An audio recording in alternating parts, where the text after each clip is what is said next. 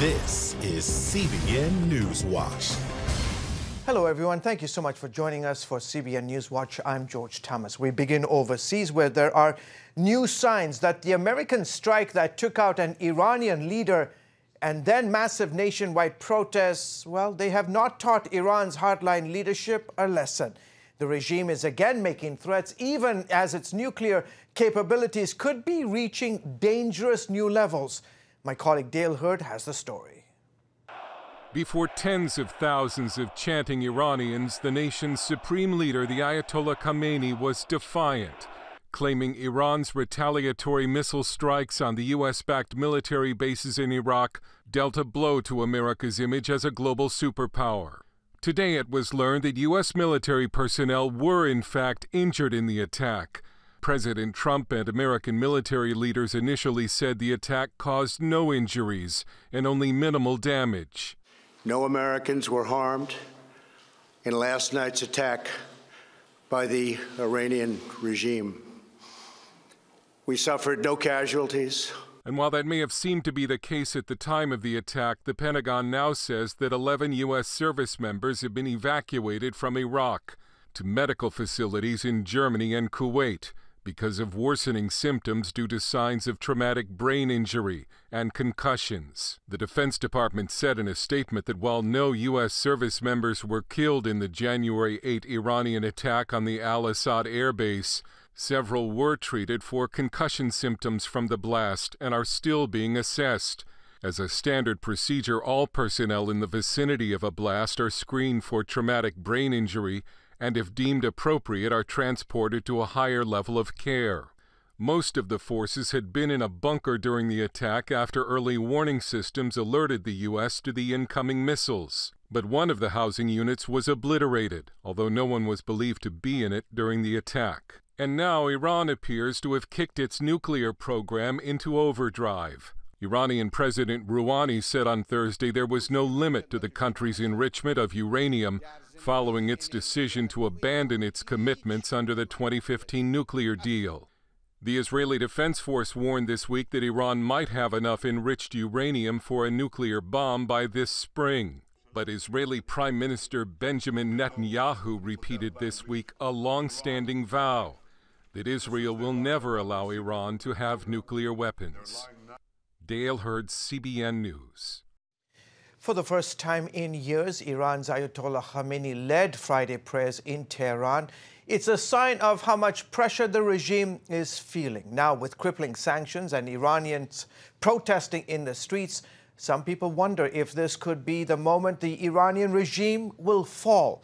Here's one perspective from Reza Pahlavi, the son of the former Shah of Iran, who spoke this week at Washington's Hudson Institute. I think people smell the opportunity for the first time in 40 years this time. Very different than 2009, even very different from 1997. The people have had it. Today's generation of young Iranians cannot take it anymore. They want to have an opportunity for a better future. They want to be on the path of modernity and freedom. The only thing that stands between them and the free world is this regime. In other news, more towns within the almost 9-mile radius danger zone from the Taal volcano in the Philippines have locked down, forcing residents to flee their homes after authorities warned that a destructive eruption is imminent. Lucille Talusan is there to give us an update. Era Frondoza cried in frustration with a series of sorrowful events that have come to their life. She and her husband are still grieving over the death of their 2 children. Era had a stillbirth on her 8th month of pregnancy in October. The next day, their 5-year-old son was killed in a motorcycle accident. We are questioning God why He allowed this to happen. First, we lost our children, and now the volcano erupts. We fear that everything is being taken away from us. Era and her husband are staying in a school that is now being used as a temporary shelter. Evacuation centers are crammed with more people after tens of thousands flee the danger zone amid fears of imminent explosive eruption. This is one of the most popular restaurants here in Tagaytay City, and it's closed. Actually, all the establishments here are closed, and there has not been any electric power supply since the volcano started erupting. They gave us access to have a better view of the Taal volcano. As you see, there is smoke coming out of the crater. And for your information, there are 47 craters in this volcano. There are a lot of communities surrounding the volcano, and all these residents have already been evacuated. Operation Blessing has been daily giving aid to the evacuees in the different evacuation centers, distributing mats, blankets, much-needed hygiene kits, and other basic necessities. Aside from the relief goods, church partners grabbed the opportunity to pray for the evacuees. On that day, Operation Blessing volunteer pastors shared the good news of God's eternal love to Era and her husband. Era said the prayers comforted them. It's like the burden was taken out from me. I always pray that we will meet people who can counsel us. Thank you very much, Operation Blessing. It's back to zero for us, but you have reminded us that we can go on with our life and overcome when we hold on to God. Lucille Talusan, CBN News, Batangas, Philippines. Meanwhile, not too far from the Philippines, finally some relief in Australia as heavy rain and storms swept over parts of the continent where wildfires have been raging. Thunderstorms rolled into New South Wales, Victoria and Queensland today, bringing a much-needed end to a major drought there. Firefighters welcomed the rain but said it would not completely extinguish the brush fires that they've been battling since last September. The fires have killed at least 29 people this season, as well as claimed the lives of millions of animals and destroyed over 24,000 homes. Here in the United States, the Senate approved a new North American trade agreement yesterday. The new agreement rewrites rules of trade with Canada and Mexico, replacing the 25-year-old North American Free Trade Agreement. A statement by the White House press secretary called the measure another trade win for American workers. The bill heads to the president's desk next. It comes one day after President Trump signed a new trade agreement with China. Both agreements hand Trump a victory on a key campaign promise as lawmakers prepare for his impeachment trial. On that subject, the Senate was sworn in yesterday, and starting next week, House Democrats make their case for removing the President of the United States from office. Opening arguments begin Tuesday at 1 o'clock.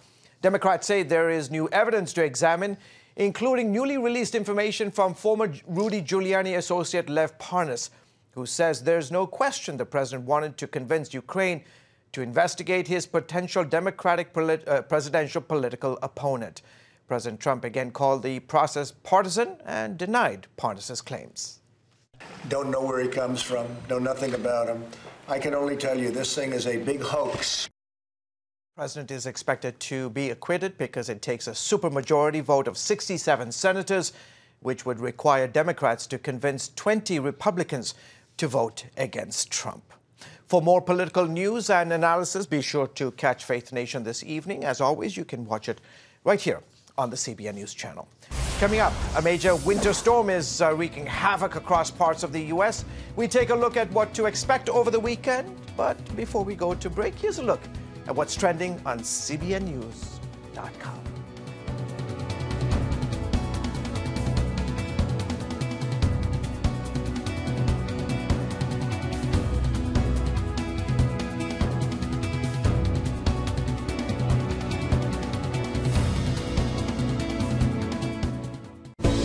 Come home to the sounds of Southern Gospel from CBN Radio. You'll enjoy a rich Southern blend of bluegrass, classic gospel, and Southern Gospel favorites like the Gaithers, the Crab Family, and bluegrass sounds like Mountain Faith. So make yourself at home with the all-new CBN Southern Gospel. Now available at cbnradio.com.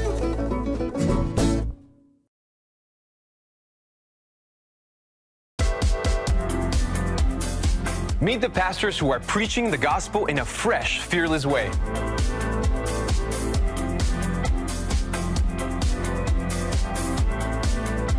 I'm Roberto Torres Cedillo. Join me each week for Next Gen Voices.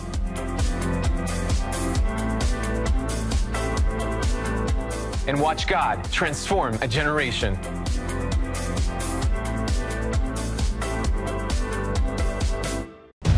Prophecy thousands of years old. We were called to be a light to the world. Being fulfilled today. Discover how. Get to life. Call 1-800-700-7000. We consider it our duty to reach out and help others around the world. For a gift of $10 or more, you can own the acclaimed CBN documentary To Life. Just call 1-800-700-7000 or log on to cbn.com. To treat a human, no matter what he is, which religious he have, which color he is. This is what I'm doing. See how the people of Israel are fulfilling prophecy. History is being written, and I want to be a part of it. By sharing their knowledge. In Africa, in Asia, in South America, in East Europe. And their love. This is how we work. This is us. Get to life. Call 1-800-700-7000 or log on to cbn.com.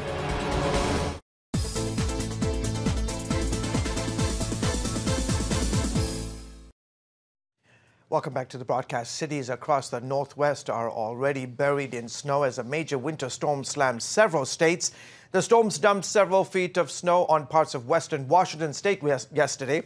Winds were gusting up to 16 miles per hour as it moved across Nevada. The National Weather Service issuing an avalanche warning in the mountains above Lake Tahoe. The system caused power outages and road and school closures. Authorities back in Washington warning residents it could be several days before power was fully restored. Joining us now with what to expect in the coming days is my man from Weather Bell's Chief Meteorologist Joe Bastardi. Joe, where is the storm now? What areas will be most impacted this weekend?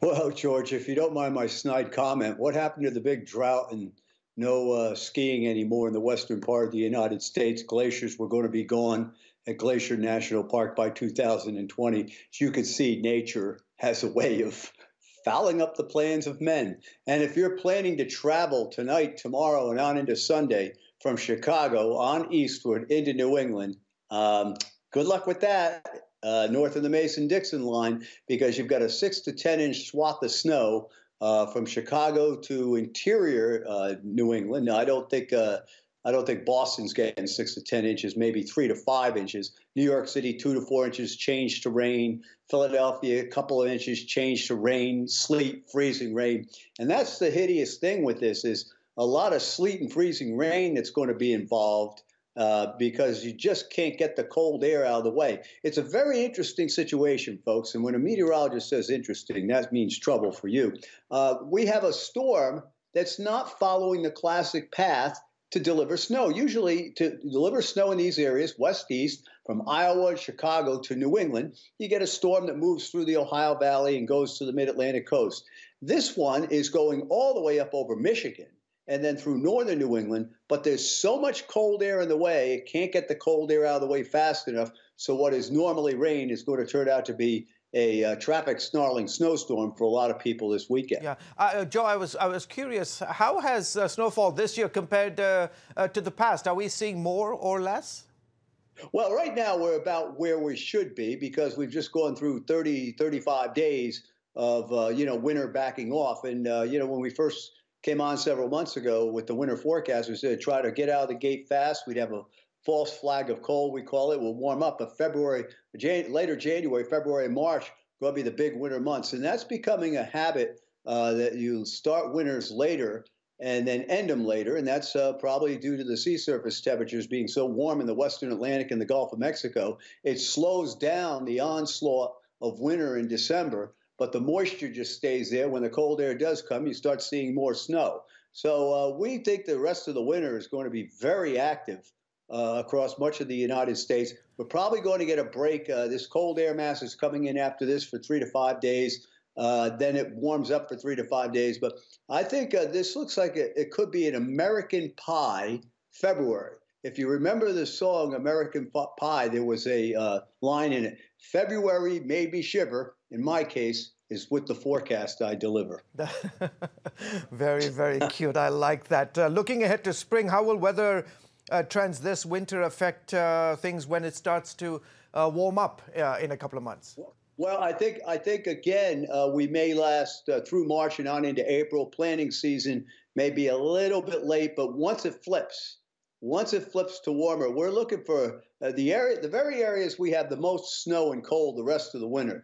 Great Lakes on into the Midwest and upper Midwest. I think we've got a pretty hot and becoming dry summer shaping up for those folks in there. And with the way things are, there's probably going to be an abundant amount of moisture in the ground so that we can sustain drought. You know, we've been really having one bumper crop after another. It's amazing. The earth is greener than it's ever been in the satellite era. And so I think, you know, there's always drought, George. Yeah. And there's always places where there are floods. The thing is that you have to try to pick out where they are. Yeah. Okay, terrific, Joe. As always, always great to have you on the show. Hey, have a good weekend, okay, and be safe. Okay, enjoy the weather. It's the only weather you got. That's right. All right, thank you. Well, folks, still ahead. What's next for LSU's Joe Burrow following the Tigers' big national championship win? And what will the Tigers look like next year? We'll discuss that right after the break. Too often, we carry baggage from our past. You know what it's like. It affects everything and everyone in our lives. It's always there, weighing us down and keeping us from achieving true happiness.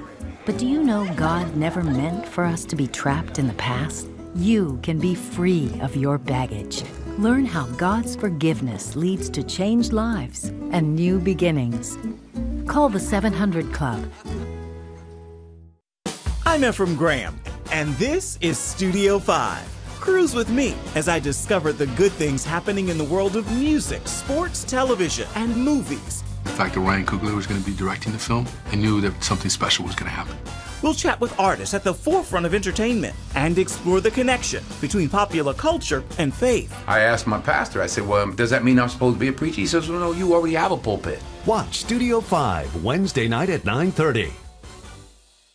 Tikkun Olam. This is our nature as a country.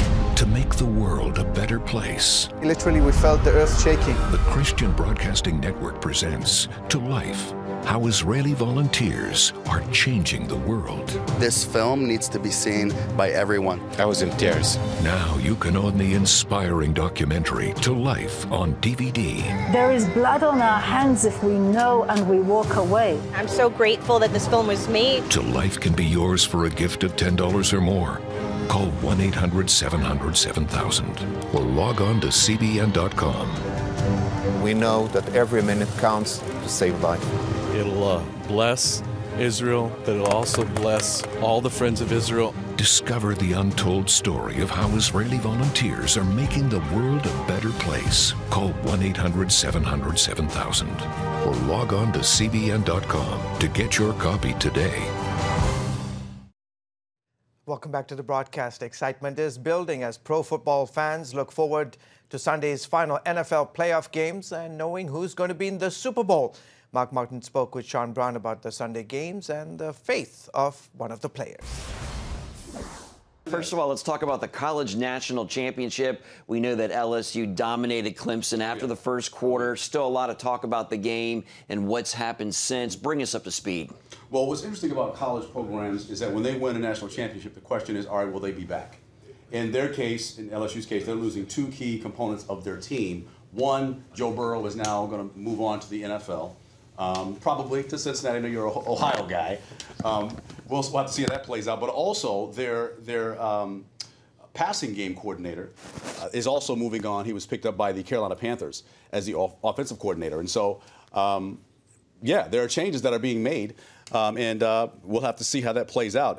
They obviously have backup quarterbacks. They're going to have to develop those quarterbacks. They're going to have to figure out who's going to fill Joe Brady's role in that passing game coordinator role. But that's a big change. Now, LSU, on the other hand, they're not losing too much. And so they should be back. We'll have to see how LSU can develop now that those two key components are moving on. Because Joe Burrow and Joe Brady, the two Joes, were fantastic this past season. Very powerful offense. We've got the final NFL games, coming up here this Sunday. Give us the rundown. All right. Titans, Chiefs, Packers, 49ers. I'm excited. Mark, are you excited? I'm excited. You should be. A lot of history going on here, man. If people are asking me, hey, who do you think is going to move on? I honestly do not know. This has been, hey, look at the Titans, man. Look at what they've been able to accomplish. Who thought that they were going to make it this far? Now they're playing another tough team, but they've already defeated 2 tough teams already as an underdog. I don't know if you can call a team that has accomplished what they've accomplished in this postseason underdogs, but we'll have to see how it pans out. But you got, the Titans going against the Chiefs. Can the Chiefs actually stop Derrick Henry, which is the guy's 6'3", 247 pounds, fast, big, strong, and when you have a team that when you're facing a team that has a great run game, you got to defend the run, but at the same time, you got to watch out for passes. And they like to run play-action passes, faking to the running back and throwing downfield. So it's going to be hard to cover, but at the same time, man, the Chiefs, Patrick Mahomes, they're magic. And so we'll have to see how that pans out. Historically, I don't know if the Packers will get past the 49ers because they've been dominant this year, the 49ers. But historically, I would love to see the Packers-Chiefs in the Super Bowl. It comes full circle, Super Bowl I. Packers got that 35-10. So that's what I'm hoping for. It's going to be a lot of exciting football this weekend, and I can't wait to see it. And we'll be there, which we'll talk about soon, probably next week, but I'll be there, so I can't wait to see it. That's right. Well, Kansas City Chiefs quarterback Patrick Mahomes, he's praising God following their big comeback and win. Talk about that. Yeah, he says faith fuels his success. There's a guy who keeps his priorities in order. I love it when they do that. They recognize where their strength comes from because this game, it can go any which way. And you have to have some sort of foundation to come back to when things go wrong. He's been there. He's bounced back. He's suffered through injuries. And now he's giving God all the glory, and I love to see it. And what's coming up this weekend on Going the Distance? We got a guy that I sat with named Don Carey who's making moves on the field. He's retired now. He's with the Jaguars, with the Detroit Lions for a while. Norfolk State guy who's making moves off the field. So I got a chance to catch up with him. And we're just talking about all he's got going on, man. He's written a book, and he's also a builder. So I love to see these guys after football, using what God's given them to do other things off the field. So I'm excited to see that. Don That's Carey. so true. You can watch Going the Distance Saturday night at 6:30 and Sunday night at 7:30 right here on the CBN News Channel. After the break, Martin Luther King Jr. inspired people across the world, but who inspired him? We'll tell you next.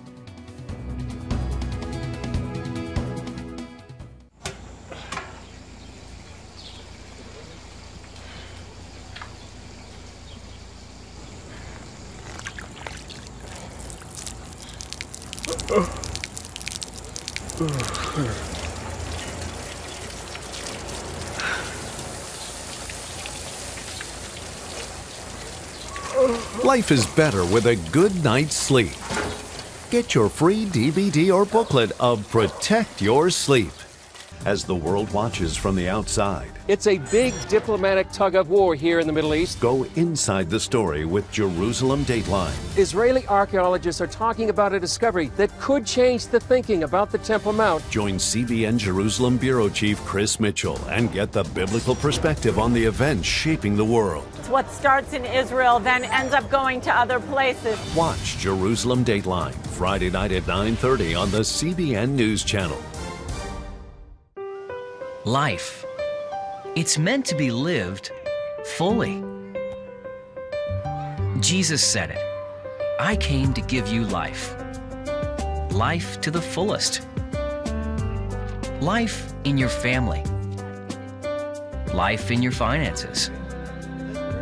Life in your body, mind, and spirit. Life in your everyday.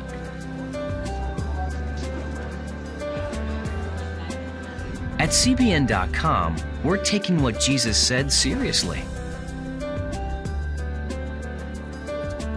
We're here to help you discover life. Life. Live it fully. CBN.com.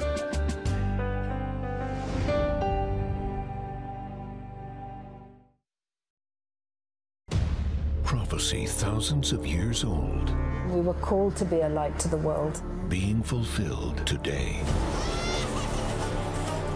Discover how. Get to life. Call 1-800-700-7000. We consider it our duty to reach out and help others around the world. For a gift of $10 or more, you can own the acclaimed CBN documentary To Life. Just call 1-800-700-7000 or log on to CBN.com. To treat a human, no matter what he is, which religions he has, have, which color he is. This is what I'm doing. See how the people of Israel are fulfilling prophecy History is being written, and I want to be a part of it. by sharing their knowledge In Africa, in Asia, in South America, in East Europe. and their love. This is how we work. This is us. Get to life. Call 1-800-700-7000 or log on to CBN.com. You are watching the CBN News Channel. Monday is Martin Luther King Jr. Day. The holiday is set aside for the country to consider and respect the impact of this famed civil rights leader. But King let it be known one of the civil rights leaders he respected was church founder Richard Allen, a former slave who fought for his people's freedom as the colonies were fighting to be free of Britain. Paul Strand tells us about the man some call America's Black founding father.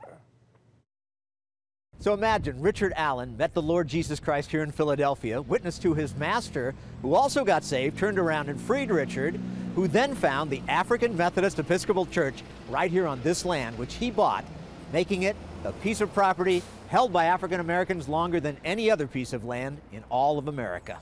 The charismatic Allen was so prominent and popular by then, George Washington helped him buy the property.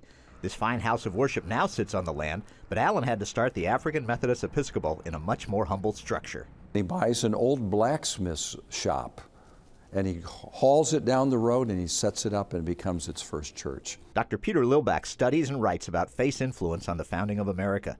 He says Allen's life was so dedicated to Christianity that Mother Bethel AME Church didn't want to let him go, even in death. There's a crypt at the bottom that commemorates this founding father of faith. Allen, like most African Americans, faced discrimination and racism in the nation's early days. That's why he wanted to start a church specifically for African Americans and fought across many decades for their rights and freedom. But when a deadly disease hit Philadelphia in 1793, Lilbach says Allen and his black brothers and sisters showed amazing love to those who'd shown them hate. The yellow fever epidemic breaks out, and people are dying. Some 5,000 people died. But guess who's taking care of all the people, the dying and the sick, and preserving their property? Members of the Old Mother Bethel Church, the African Americans. Lilbach and other history-minded members of the Providence Forum were so impressed with these Christians, the Forum made the Old Mother Bethel Church one of the stops on its Faith and Freedom tour through historic Philadelphia. These two men, these African Americans, showed the best of the gospel in courage and faithfulness, and they've launched a movement that have touched millions of people through the year, right here from Philadelphia. After its first year, Allen's church had just 121 congregants. But less than 90 years later, the first independent black denomination in America had 400,000. Today, some 2.5 million AME members worship in 39 countries, spread across 5 continents. Paul Strand, CBN News, reporting from Philadelphia. Thank you, Paul. Well, that is it for this edition of CBN News Watch. Remember, you can find more of our news programs on the CBN News Channel anytime or online at cbnnews.com. Hey, tell us what you think about the stories you've seen by emailing newswatch@cbn.com, or you can reach out to us on Facebook, Twitter, and Instagram. We hope you will join us next time. Until then, from all of us here in the studio and the control room, have a fantastic weekend ahead, and God bless you.